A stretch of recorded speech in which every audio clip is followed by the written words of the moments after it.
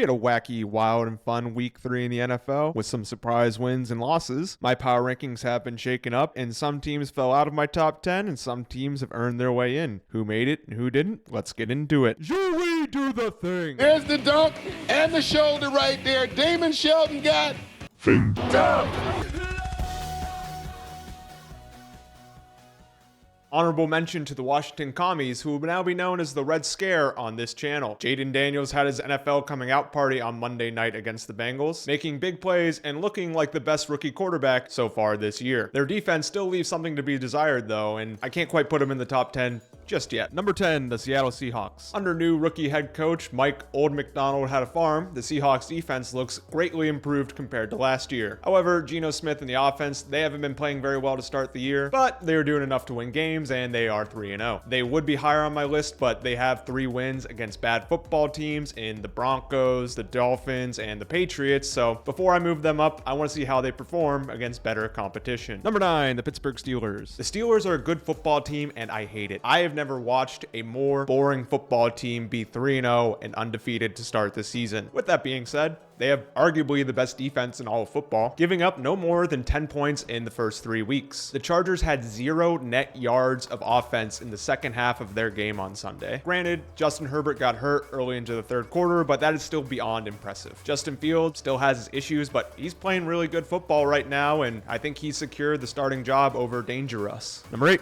the Houston Texans. The Houston Stroud Boys got absolutely rocked by the Minnesota Vikings on Sunday. Vikings defensive coordinator Brian Flores seems to be the only defensive coordinator in the NFL that has figured out how to stop Shanahan-style offenses. He dismantled the Texans just like how he dismantled the 49ers last week. I do think the Texans will bounce back though next week, and they have no better team to do it against than the second worst team in Florida, the Dolphins are number 1, in the Jacksonville Jaguars. Number 7, the Detroit Lions. After coming off a tough loss at home last week against the Tampa Bay Buccaneers, the Dan Talica-led Detroit Lions bounced back in Arizona on the road. They got out to an early 20-7 lead at the end of the first half and never really looked back. This game should have been a lot closer, however, but for some inexplicable reason, the NFL refs decided to blow this pick 6 dead for the Cardinals, and I have no idea why. Number 6, the Tampa Bay Buccaneers. The Bucs lost to the 0-2 Broncos at home, 26-7. I don't really know what to do with this, so I'm throwing it out as a blip on the radar and saying the Bucs will be fine. Their offense looked all out of sorts with 2 turnovers and under 250 yards. I think the Broncos are better than what people give them credit for, and I think the Bucs were kind of looking past this game and looking at their Eagles game next week, so I'm throwing this one out. The Bucs are fine. Number 5, the New Orleans Saints. After back-to-back 40-point games to start the season, I thought for sure we were going to be given a shootout when the Saints played the Eagles on Sunday, but instead we were given a defensive slugfest. For the first time in 3 games, the Saints offense looked stoppable, but I'm not concerned. Eagles defensive coordinator Vic Fangio has 2 to 3 defensive masterclasses a season, and this just happened to be one of them. Saints are fine, and we'll have a good game against the Falcons in week 4. Number 4, the Philadelphia Eagles. Here's the thing about the Eagles. They have a lot of problems, but they are also incredibly talented across the board, and they will continue to win football games. Jalen Hurts has 26 turnovers since the start of last season, and he's thrown at least 1 interception a game over the course of his last 7 games. But they have a great offensive line, great receivers, a ton of talent on defense that Vic Fangio will pick and choose when to use effectively, and the Eagles will be fine and continue to win games. Number 3, the Minnesota Vikings. There are only 2 teams in the NFL with a better point differential than the Minnesota Vikings, and that is the New Orleans Saints, who scored back-to-back 40-point games, and the Buffalo Bills, who I'll get to in a second. Sam Darnold is an early MVP candidate, and he got a little shaken up on Sunday, but apparently he's fine, so they're good. Shockingly, when you take a talented quarterback away from the Jets and the Panthers, give him good receivers and a competent offensive coach, he's going to perform very well in the NFL. On the other side of the ball,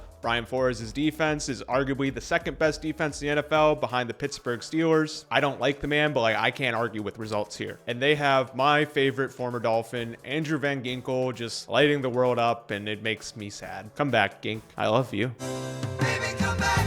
Number 2, the Buffalo Bills. Remember how everybody was so worried about who Josh Allen was going to throw the ball to without Stephon Diggs and Gabe Davis? Remember how everybody said the defense was gutted and wasn't going to be good this year. Remember how everybody said this was going to be a rebuilding bad year for the Bills? Pepperidge Farm remembers. Well, everybody was wrong. Shockingly, when you have Josh Allen doing Josh Allen things and a well-coached, fundamentally sound defense, your football team is going to be good. They blew out both the Dolphins and the Jaguars in their past 2 primetime games, but I'm putting an asterisk on that one because the Bills just know how to kick the crap out of a team from Florida. I don't know what it is, but when they play a team from Florida, they end up going Super Saiyan. Number 1, the Kansas City Chiefs. Did the Chiefs again get bailed out by the refs at the end of the game? Yes. Did Patrick Mahomes once again throw an incredibly bad interception? Yes. Is Travis Kelce sitting on the sideline looking sad and not playing well? Yes. Does it matter? No. When the NFL is on their side, it's hard to lose football games. Chiefs still number 1. All right, that's the video. Thank you all so much for watching. If you like this one, be sure to check out some of my other ones, and I will see you Friday after the Thursday night game. I love you all. Bye.